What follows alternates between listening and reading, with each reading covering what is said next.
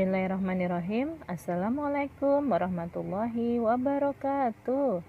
Apa kabar anak-anakku sekalian yang soleh dan soleha? Hari ini Ustazah akan menyampaikan materi tentang keragaman ras yang ada di Indonesia.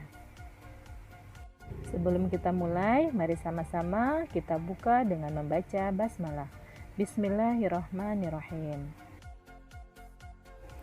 Perlawanan bangsa Indonesia terhadap bangsa penjajah terjadi sejak kedatangan penjajah pertama kali sampai tercapai kemerdekaan. Perlawanan terjadi di seluruh wilayah Nusantara. Ada yang bersifat kedaerahan dan ada pula yang bersifat nasional. Tetapi tujuannya sama, yaitu menentang penindasan oleh bangsa penjajah dan memperoleh kemerdekaan. Mereka tidak memandang perbedaan dan keragaman, seluruh rakyat Indonesia bergerak melawan penjajah. Jadi, walaupun pada saat itu mereka berbeda-beda, tetapi tujuan mereka di seluruh wilayah Nusantara sama, mengusir para penjajah dan merebut kembali kemerdekaan bangsa Indonesia. Nah, anak-anak tentunya sudah memahami bahwa keberagaman di Indonesia terdiri atas 1. Keragaman suku, agama, sosial budaya, geografis, kekayaan alam, dan ras. Nah, pada pembelajaran ini, Ustazah akan membahas salah satu dari keragaman yang ada di Indonesia, yaitu keragaman ras. Secara umum, manusia di dunia dikelompokkan dalam 4 ras. Pada perkembangannya, keempat ras tersebut menurunkan ras-ras baru karena percampuran antar ras, karena terjadinya perkawinan dengan kelompok ras lain ya. Nah, 4 ras yang dikelompokkan itu adalah yang pertama ras Mongoloid, yang kedua ras Negroid, yang ketiga ras Kaukasoid, dan yang keempat adalah ras khusus. Kita perhatikan gambar dari ras Mongoloid ya. Biasanya ras Mongoloid ini cirinya berkulit putih, badan tidak tinggi dan tidak besar, kemudian bentuk mata kecil atau sipit.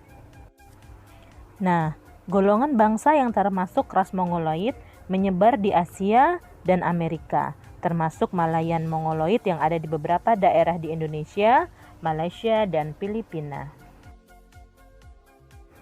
Selanjutnya adalah ras Negroid ya. Kita lihat ini gambarnya ras Negroid, cirinya berkulit hitam dan rambutnya keriting. Sebagian besar berasal dari benua Afrika. Bangsa Melanesia seperti yang tinggal di Papua termasuk kelompok ras ini.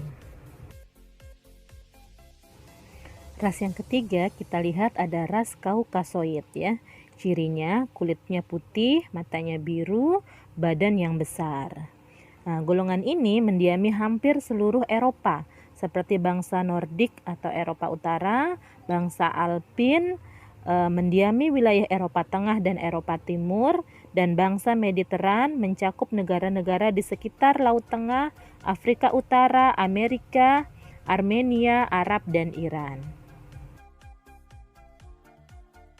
Ras yang keempat adalah ras khusus. Kita lihat ini gambar dari ras khusus ya. Nah, cirinya golongan atau kelompok manusia yang tidak termasuk di 3 golongan ras di atas.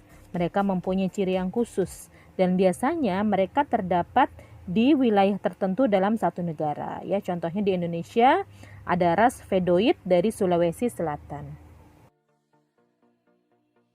Nah, inilah keberagaman ras yang ada di Indonesia. Kita harus bangga dengan keberagaman yang ada di negara kita ya.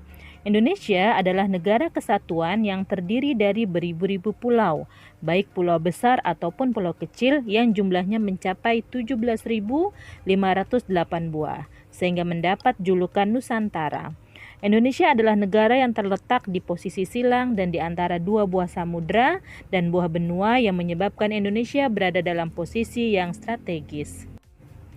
Nah, sekalipun Indonesia tersebar di antara pulau-pulau tidak menjadikan penduduknya bercerai-berai. Hal ini karena bangsa Indonesia telah mempunyai ikatan sejarah ataupun yuridis formal yang dapat dibanggakan ya. Apa itu ikatan sejarah? Ikatan sejarah yaitu Misalnya karena merasa berasal dari latar belakang perjuangan yang sama, mempunyai pengalaman yang sama, merasa berasal dari keturunan, bahasa dan adat istiadat yang sama dalam wadah bangsa Indonesia dan Negara Kesatuan Republik Indonesia. Nah, apa itu ikatan yuridis formal ya? Bisa kita simak ya dari berbagai rumusan tertuang dalam berbagai bentuk peraturan perundang-undangan di Indonesia.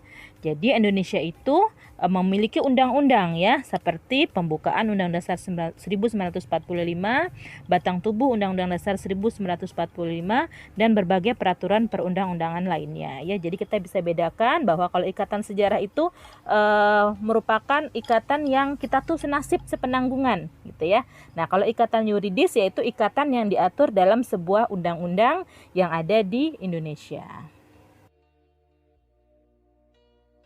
Nah, setelah kita memahami bahwa bangsa Indonesia itu penuh dengan keragaman ya. Nah, kemudian juga kita didasari oleh ikatan sejarah dan ikatan yuridis. Untuk itu, anak-anak agar bisa lebih mencintai tanah air kita ya, karena cinta tanah air merupakan bentuk pengamalan dari sila ketiga Pancasila ya. Mudah-mudahan dapat dipahami apa yang sudah Ustazah sampaikan. Semoga ilmunya bermanfaat. Wassalamualaikum warahmatullahi wabarakatuh.